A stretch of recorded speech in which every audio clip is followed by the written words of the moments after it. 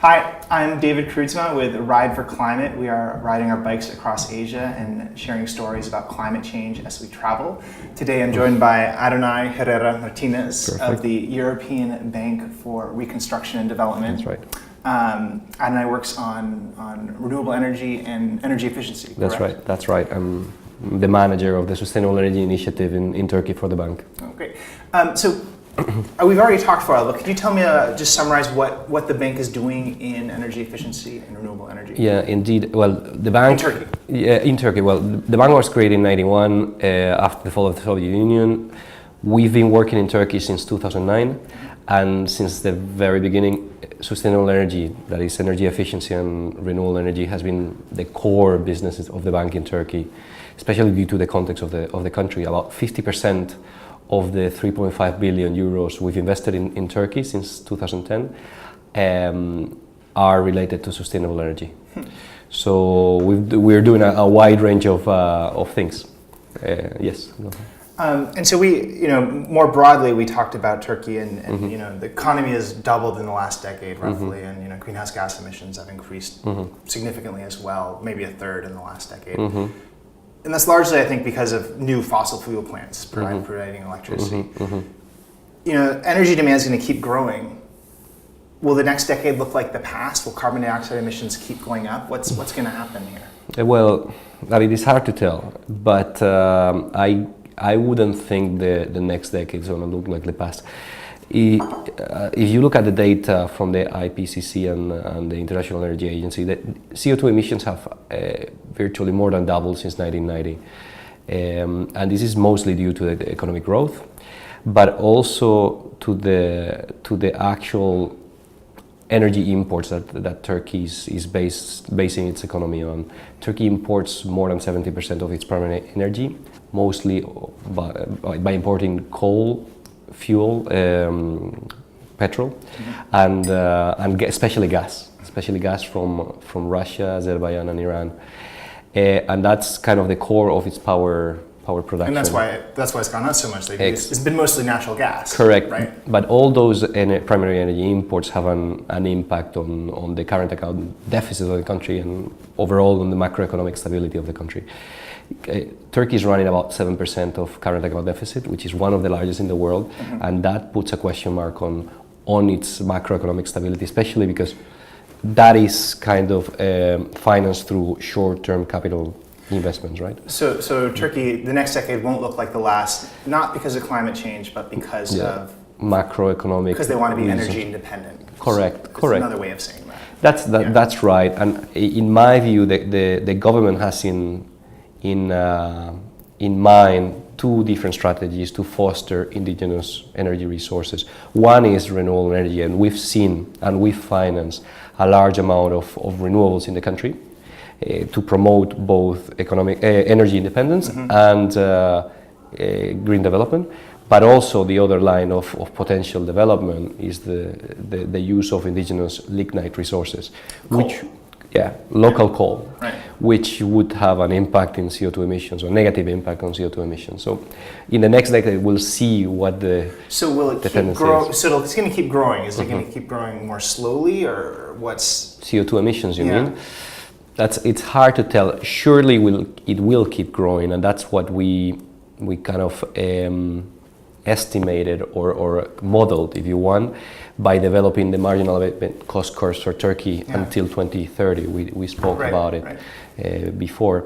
And in each one of the scenarios, that is status quo, frozen scenario with current conditions, status quo, planned policy and enhanced policies, all four scenarios foresaw an increase of CO2 emissions without a doubt. So what's the range? So in the next decade, how high could it go? What's the high and what's the low bound? That's right. Turkey? In that study, which is public, I mean, anybody can download it from the web, you can see scenarios ranging from more than doubling until 2030 to a 30% increase until 2030. So the best we could possibly do in our analysis is only increase 30%. Correct. Which, taking into account that the forecast growth for Turkey for the next 10 years is about 4% per year, is not a bad thing.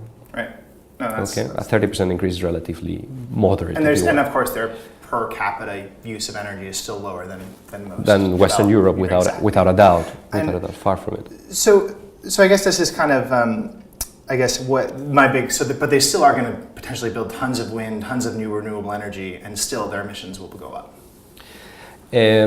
I would imagine that's going to be the scenario. And do you think there's anything that other countries could learn from what Turkey is doing?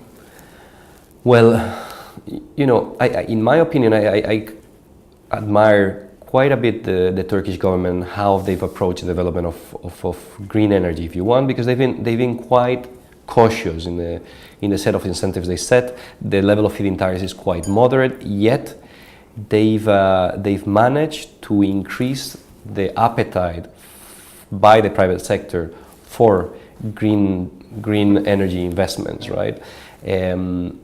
So caution, but still interest in developing local resources is one of the things that other countries could learn. The second thing is actually fostering and protecting the private sector in developing those investments. They've been very willing to support the private sector in taking those investments, as we discussed before, by unbundling the national utility, privatizing part of it, and opening to private sector investment for power generation. So as we discussed, about 45% of the generation is now public, where the rest is 55-60% is private. Right, and that's been a new development. Exactly. As well. And so as we bike across the country, as we travel, we're going to be basically talking to people all across the country. Most will be limited by language, of course. Right. That's going to be a challenge. Our Turkish, I think, Europe is limited to saying tent, one night. I think we can count to 5 now. But as we travel, what do you think we should ask people about climate? What would you want to ask people about climate and energy as we cross the country? Yeah, that's a good question. Look, I think this issue in general relates to obviously the perception that people have of the risk of climate change.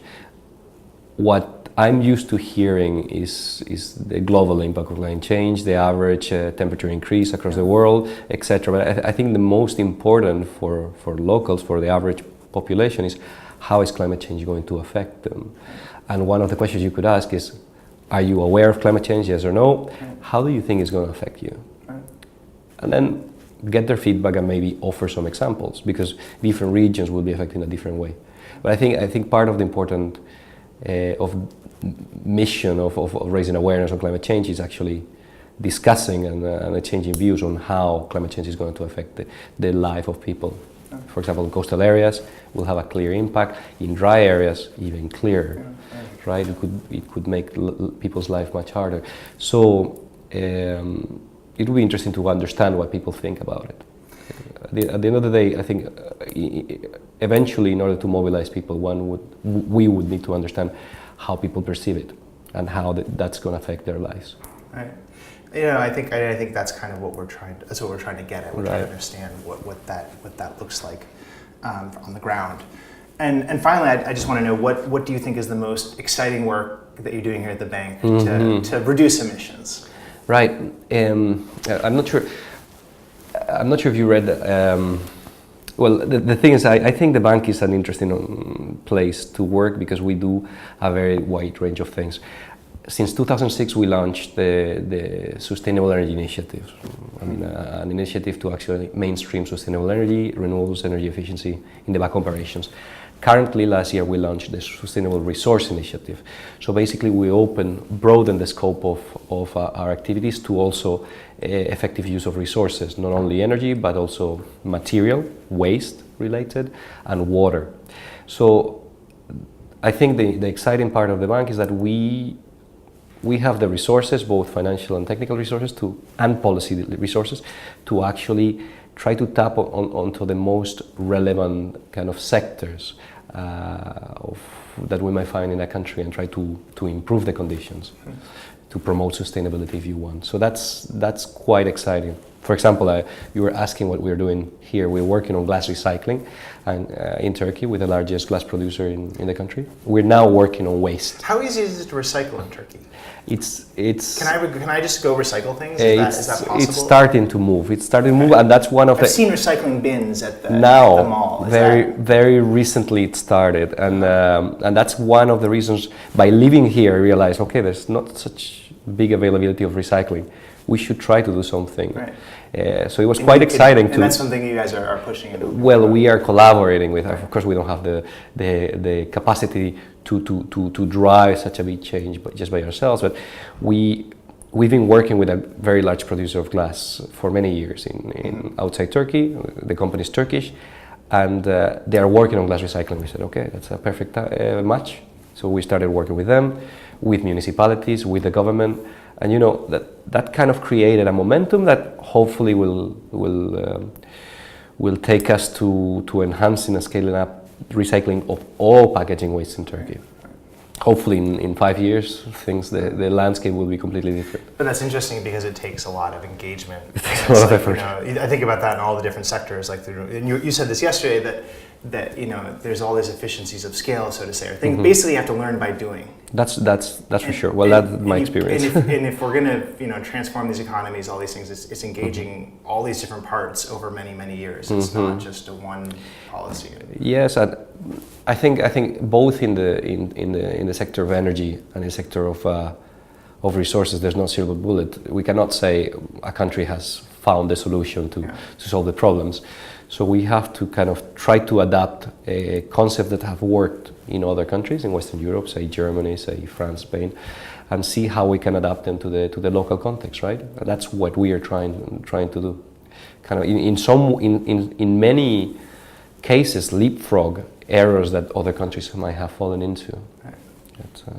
That's what it's exciting about working in EBRD. Yeah. And having the freedom to actually put up a good case to work on different sectors and structure a project that might actually fill the gap that exists in the market.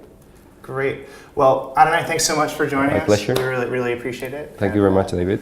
And good luck in your work. And we look forward to checking in to see how Turkey's doing. Well, I look forward to hear from you on your trip. That's much more exciting than just being here.